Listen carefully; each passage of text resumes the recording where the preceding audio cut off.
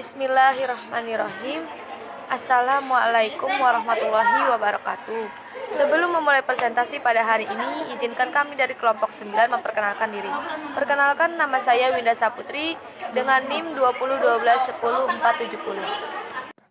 Perkenalkan, nama saya Yosima Nizar Zulfikar dengan NIM 201210474. Di sini kami akan mempresentasikan makalah kami yang berjudul Kajian Munahakat. Materi yang pertama yaitu pengertian munahakat. Fikih munahakat merupakan hukum yang mengatur tentang pernikahan mulai dari akad nikah hingga aturan tentang berumah tangga. Menurut bahasa, munahakat atau pernikahan berarti menghimpun atau mengumpulkan. Sedangkan menurut istilah, nikah adalah suatu ikatan lahir batin antara seorang laki-laki dengan seorang perempuan yang bukan mahram sebagai suami dan istri dengan tujuan untuk membina suatu rumah tangga yang bahagia berdasarkan tuntunan Allah. Pernikahan juga merupakan sunatullah dan sunnah Rasul. Manusia dianjurkan untuk menikah karena dapat melindungi syahwat agar terhindar dari dosa. Materi yang kedua yaitu hukum nikah. Yang pertama, wajib. Bagi orang-orang yang telah pantas dan berkeinginan untuk menikah dan merasa khawatir akan terjerumus pada perbuatan zina dengan alasan menjaga kehormatan dan kesucian diri dari perbuatan haram. Yang kedua, sunnah. Orang yang mempunyai hasrat menikah dan mampu tapi masih bisa menjaga diri dari terjerumus kepada perbuatan yang diharapkan Allah Subhanahu wa taala. Yang ketiga, makruh.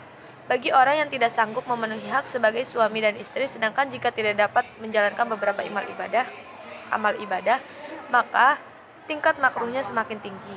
Yang keempat, mubah. Apabila semua dorongan dan halangan menikah di atas tidak ada. Yang kelima, haram. Bagi orang yang tidak dapat memenuhi hak istri baik hubungan seks maupun nafkah karena tidak mampu sedangkan hasrat melakukannya cukup besar. Materi yang ketiga yaitu rukun nikah. Rukun nikah yang pertama yang menikah atau mempelai laki-laki dan perempuan. Yang kedua yang menikahkan atau wali nikah. Yang ketiga ada saksi nikah atau minimal 2 orang laki-laki. Yang keempat ijab qabul. Materi yang keempat yaitu urutan wali nikah. Bagi calon mempelai wanita, yang pertama ayahnya. Yang kedua kakeknya atau ayah dari ayahnya ke atas. Yang ketiga anak laki-lakinya, cucunya terus ke bawah. Yang keempat saudara laki-laki sekandung atau seayah. Yang kelima anak laki-laki dari saudara laki-laki sekandung atau seayah. Yang keenam paman sekandung atau seayah. Yang ketujuh anak laki-laki dari paman sekandung atau seayah. Yang kedelapan laki-laki terdekat dari saudaranya yang ada dilihat dari garis ahli warisnya. Yang kesembilan majikan yang memerdekakannya. Yang kesepuluh orang yang berkuasa yang dipercayainya. Yang kesebelas hakim. Materi yang kelima yaitu macam-macam wali nikah. Macam-macam wali nikah yang pertama yaitu wali nasab. Wali nasab, wali yang memiliki hubungan tali kekeluargaan dengan perempuan yang akan menikah.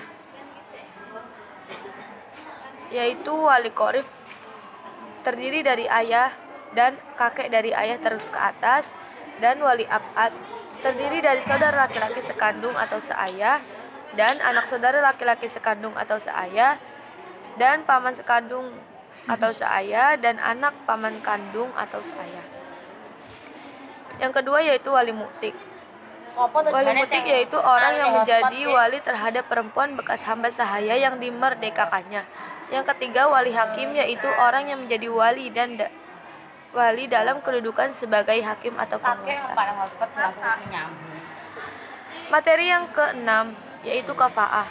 Kafa'ah dalam pernikahan adalah kesamaan dan kesetaraan antara laki-laki dan perempuan yang akan menikah, baik dilihat dari segi agama dan taat beragama atau hal-hal lainnya seperti kesamaan dalam status merdeka atau budak dan kesamaan dalam masalah-masalah harta, kecantikan, dan keturunan.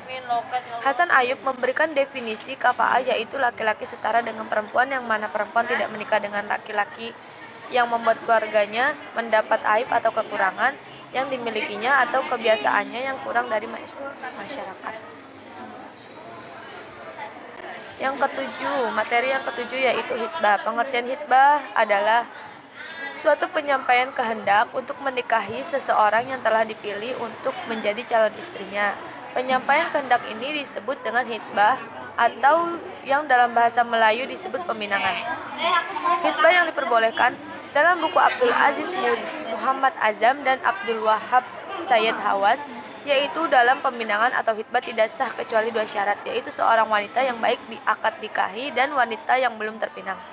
Yang ketiga yaitu hitbah yang diharamkan. Hitbah yang diharamkan yaitu meminang seorang wanita dalam masa iddah dan meminang wanita yang masih dalam pinangan orang lain. Materi selanjutnya yaitu walimah. Walimah secara etimologi memiliki arti makanan pengantin. Maksudnya adalah makanan yang disediakan khusus dalam acara pesta pernikahan atau bisa juga diartikan sebagai makanan untuk tamu undangan atau lainnya yang juga termasuk sebagai sebuah peristiwa yang penting dalam kehidupan seseorang yang dilakukan setelah selesai akad nikah. Selanjutnya yaitu pengertian nusyus. Nusyus yaitu meninggalkan kewajiban sebagai suami istri atau sikap acuh tak acuh yang diperlihatkan oleh suami atau istri sehingga memunculkan suatu konflik dalam rumah tangga. Selanjutnya macam-macam nusyus.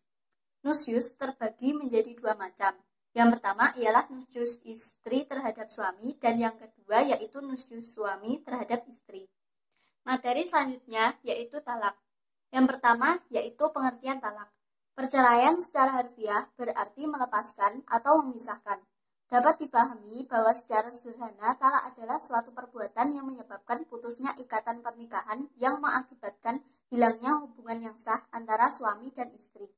Yang kedua yaitu hukum talak.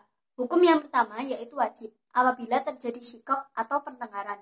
Yang kedua hukumnya makruh, yaitu apabila menjatuhkan talak dengan tidak ada sebab musababnya. Yang ketiga mubah, yaitu ketika ada suatu kebutuhan. Yang keempat, sunnah, jika istri tidak menjaga kehormatan dan acuh terhadap nasihat suami. Yang terakhir, hukumnya haram, yaitu menjatuhkan talak ketika istri dalam keadaan haid atau tidak suci. Yang ketiga yaitu macam-macam talak. Ditinjau dari segi waktu dijatuhkannya talak atau keadaan istri waktu talak itu dijatuhkan, talak dibedakan menjadi 3 yaitu talak sunni, talak bid'i, dan talak sunni wala bid'i. Ditinjau dari segi lafal atau kata-kata yang digunakan, talak dibedakan menjadi 2, yaitu talak soreh dan talak kinayah atau kiasan.